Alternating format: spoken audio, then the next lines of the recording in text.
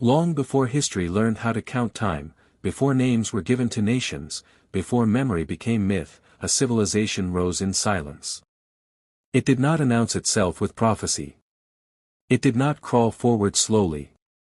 It emerged complete, complex, and confident, as if it already knew how the world was supposed to work.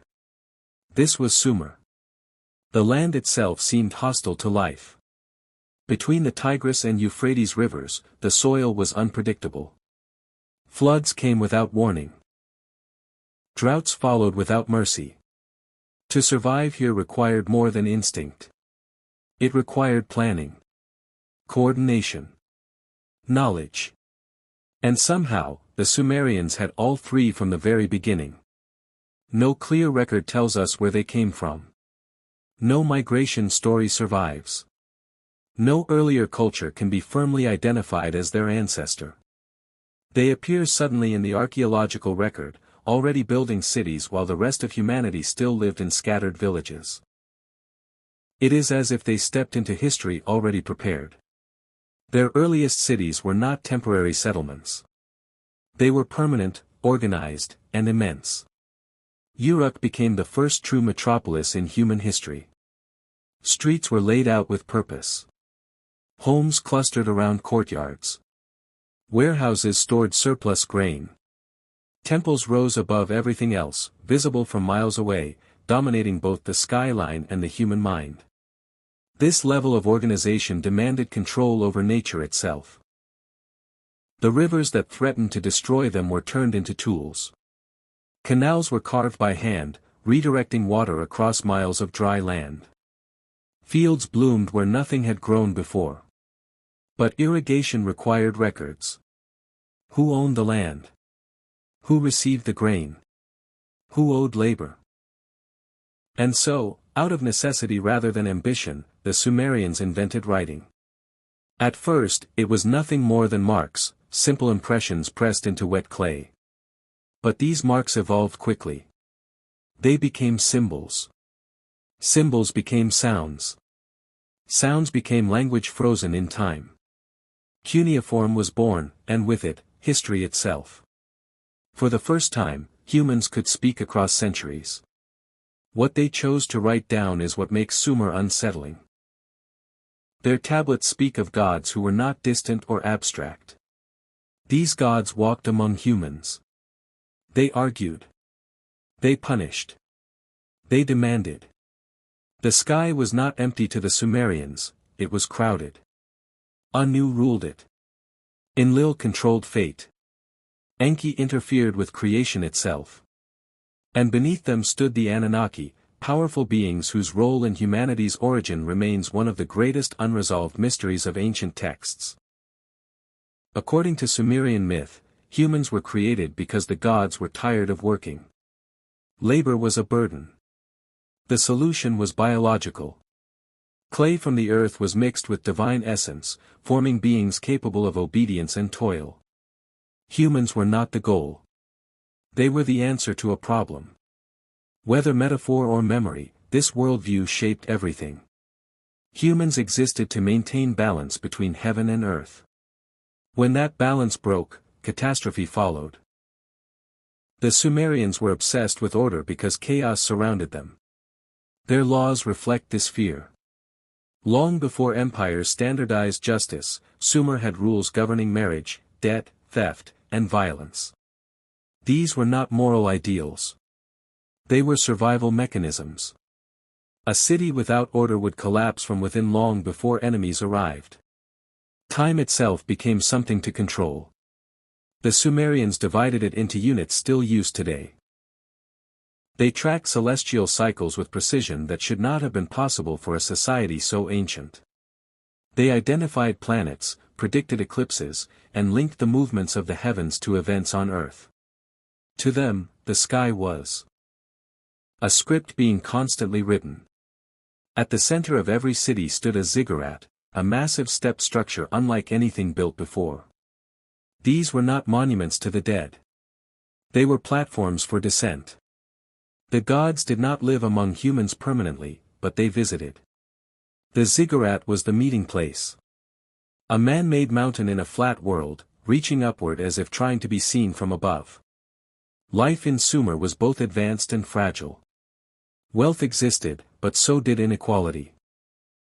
Kings ruled, claiming divine authority. Priests interpreted omens. Farmers worked endlessly. Slaves existed.